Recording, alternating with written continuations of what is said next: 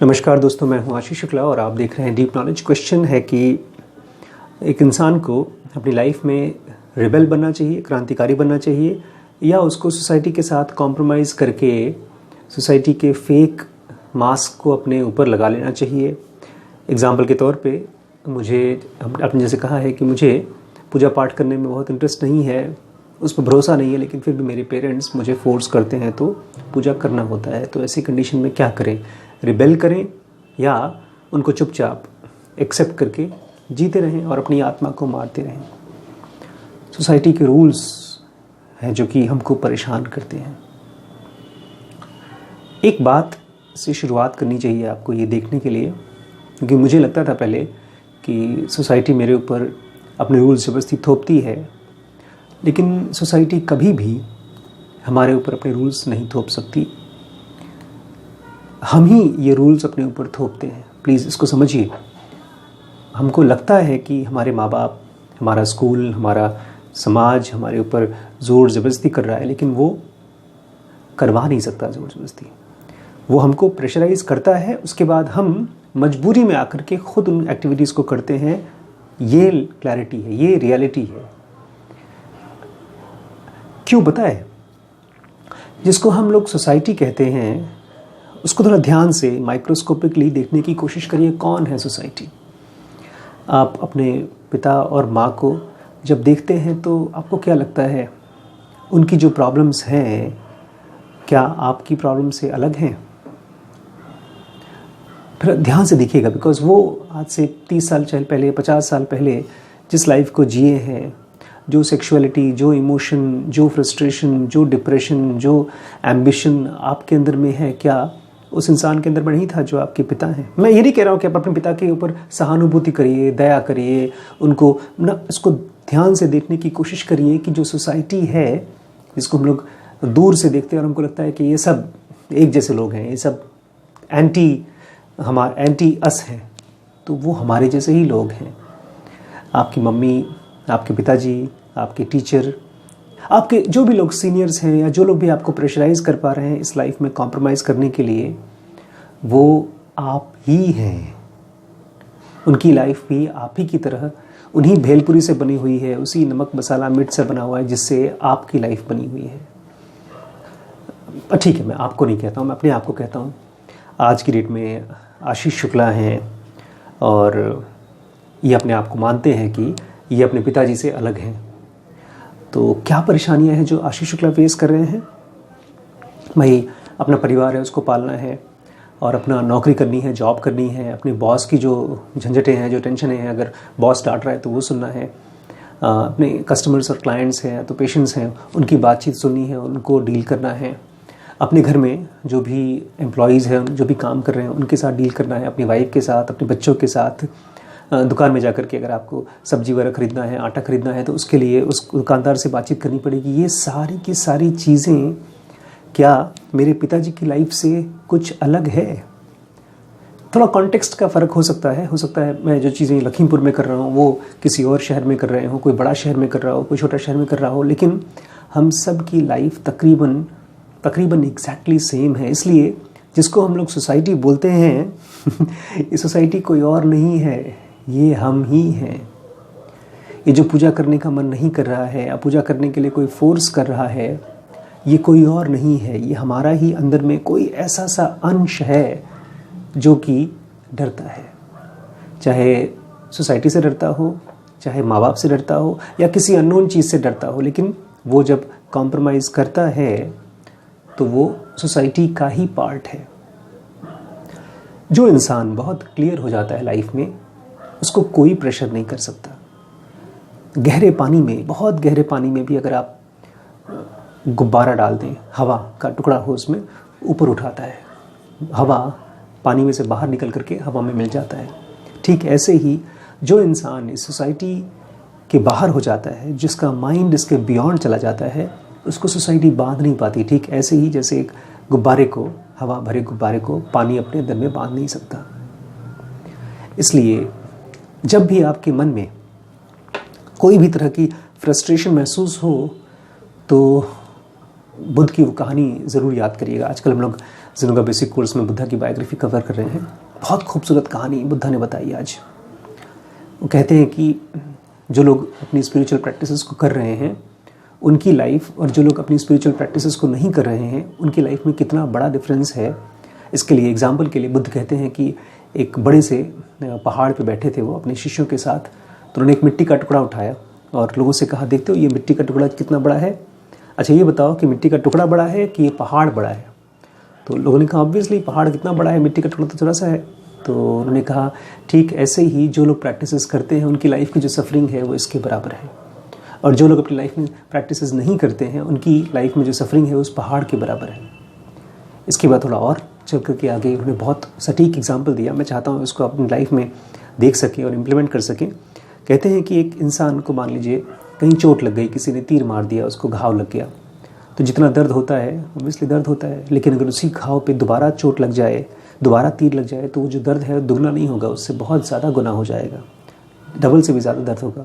और अगर तीसरी बार फिर से उस पर घाव लग जाए तो वो दर्द 100 गुना हो जाएगा।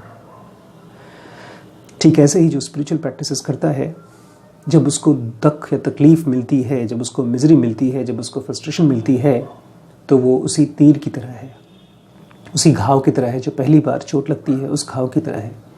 लेकिन एक स्पिरिचुअल प्रैक्टिशनर में और एक नॉन स्पिरिचुअल प्रैक्टिशनर में डिफरेंस क्या है? जो आदमी प्रैक्टिसेस में लगा हुआ है वो अपने हर घाव को, हर फ्रस्ट्रेशन को देख करके, ऑब्जर्व करके उसको हील कर पाता है। और वहीं पर जो लोग नॉन प्रैक्टिशनर्स हैं वो एहसास नहीं कर पाते कि कौन से सॉफ्ट, कौन से पेनफुल पॉइंट्स हैं उनके लाइफ के, और इसीलिए उनकी जो लाइफ की बार बार एक्टिविटीज़ निकल के आती हैं उन्हीं पेनफुल कंडीशंस में से निकल के आती है।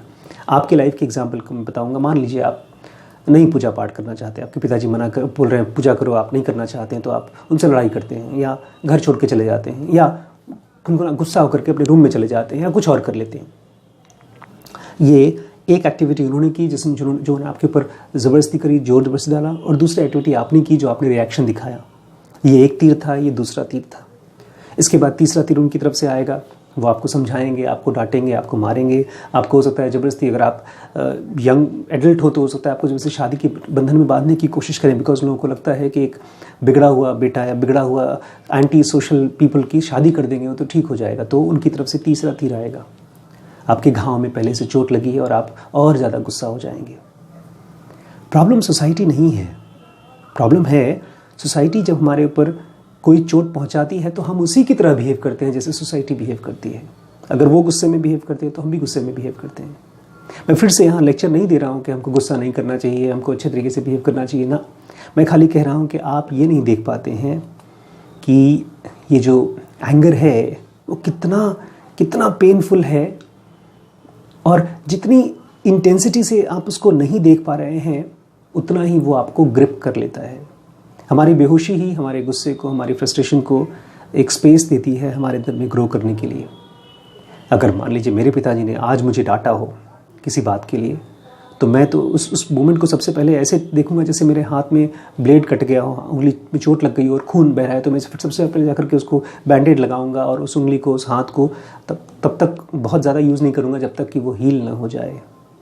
लेकिन हम लोग ऐसा नहीं करते। जब हमको कहीं मेंटल प्रॉब्लम होती है, कहीं गुस्सा आता है, कहीं फ्रस्ट्रेशन आती है, कोई जैसे आपने कहा सोसाइटी जब हमारे ऊपर प्रेशर डालती है, तो उस कंडीशन को हम लोग कैसे डील करते हैं और अपना रिएक्शन दिखा करके। इसी को आम लोगों ने रिबेल कहा है। ये सचमुच के रिबेल है नहीं। ये रिबेल वर्ड अपने आप में बहुत ही आधा अधूरा है।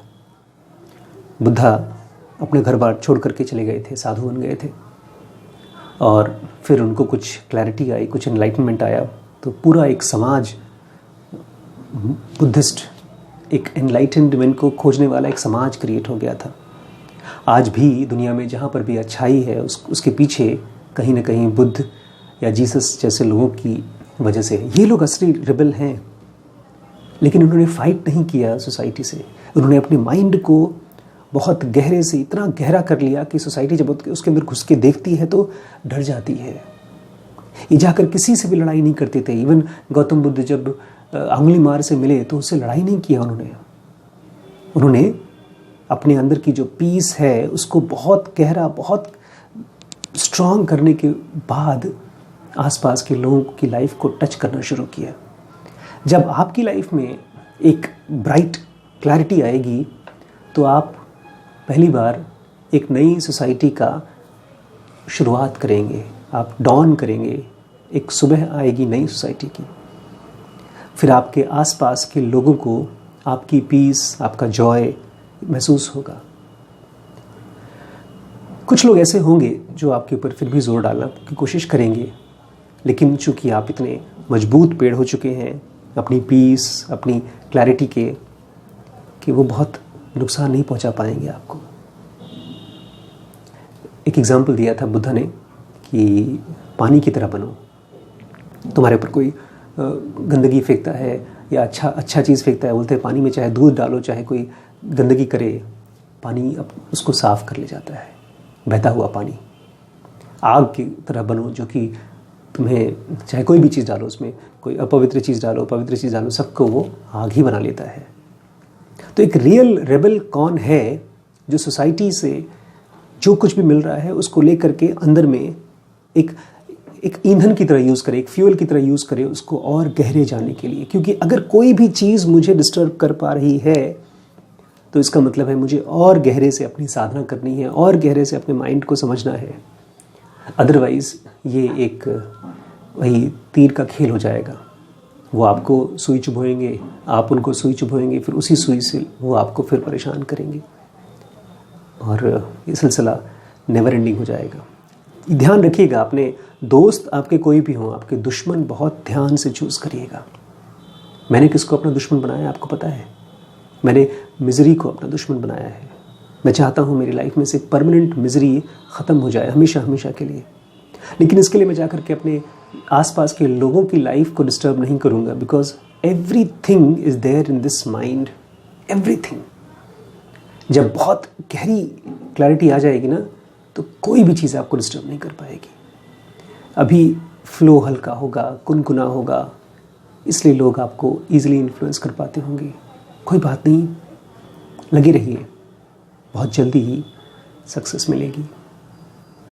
जो कोर्सेज हैं अभी उनके बारे में थोड़ा सा बता दूं।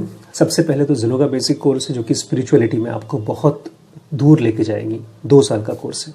उसके बाद है SPMT। अगर आप ब्रह्मचर्य और पेरेंटिंग को समझना चाहते हैं तो SPMT is a very very powerful course. Third is WBX। जो लोग भी स्टार्टअप कर रहे हैं, बिजनेसेस करने की कोशिश कर रहे हैं, शुरुआत कर रहे हैं, पहले WBX ज्वाइन करिए, पहले बिजनेस के तरीके सीखिए, उसके बाद अपना पहला पैसा मार्केट में लगाइएगा। चौथा है अवेयरनेस का रिलेशनशिप का कोर्स, जिसमें कि आप अपनी माइंड को और अवेयर कैसे कर सकते हैं, पावर ऑफ नाउ के ऊपर बेस्ड है। ये 4th कोर्स है। और 5th कोर्स अभी चल रहा है हम लोगों का, उसका नाम है BDM, best decision making course, जो कि डैनियल kahneman की थिंकिंग फास्ट एंड स्लो और इस तरह की कुछ और बुक्स हैं उनके ऊपर बेस्ड है। ये सारे के सारे कोर्सेज आप अपने आप सीखते हैं, अपनी पेस से सीखते हैं। इसमें कोई और बंदा ज़बरदस्ती आपके साथ नहीं करता है। इन वीडियोस को आप जो आपके पास मिलेंगे ये हमेशा हमेशा के लिए रहेंगे। ऐसा नहीं है कि आपसे छीन लिया जाएगा। आप इत्मीनान से धीरे धीरे पढ़ते रहें और अपने आप को इंटेलिजेंट बनाते रहें। Thank you so much. Her video को देखिए और अगर उसको पसंद आए तो लाइक बटन ज़रूर दबा दीजिए, सब्सक्राइब करना मत भूलिए। और हाँ, एक इम्पॉर्टेंट फिर से मैं आपको अनाउंसमेंट दे दूं कि हम लोग जो स्टडी सेंटर बना रहे हैं वो ऑलमोस्ट हाफ कंप्लीट हो चुका है और आप लोगों के फंड की ही मदद से, आपके डोनेशन की मदद से ही हमने यहाँ तक उसको कंप्लीट किया है। मैं आपसे उम्मीद करूँगा कि आप चाहते हैं कि यहाँ पर आकर के हमारे साथ मिलें, हमारे साथ रहें, तो कुछ न कुछ कंट्रीब्यूशन दें। ये कंट्रीब्यूशन आप मुझे नहीं दे रहे हैं, ये कंट्रीब्यूशन आप स्पिरिचुअल नॉलेज को ज़िंदा रखने के लिए, एक प्लेटफॉर्म बनाने के लिए दे रहे हैं। तो आपकी मदद से ये पॉसिबल हो पाएगा। मैं भी अपनी जो कंट्रीब्यूशन है, मैं जॉब करता हूँ, उसमें से कुछ न कुछ कंट्रीब्यूशन करता हूँ, आप भी करिए। Thank you so much.